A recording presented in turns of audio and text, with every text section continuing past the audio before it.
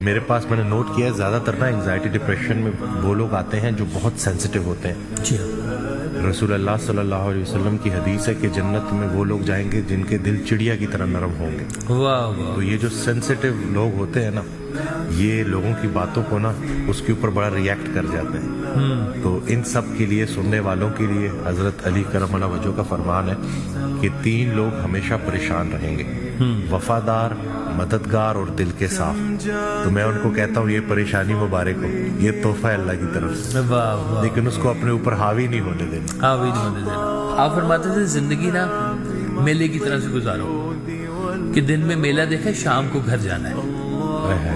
یہ خیال رہنا چاہیے تمہارا کہ صبح میلہ دیکھ لیے، اب شام ہو گئی، اب گھر جانا ہے. اب گھر جانا ہے. تو گھر نہیں جانا چاہتے لوگ تو کیا کریں. بس پھر پریشان ہو رہیں گے نا جی.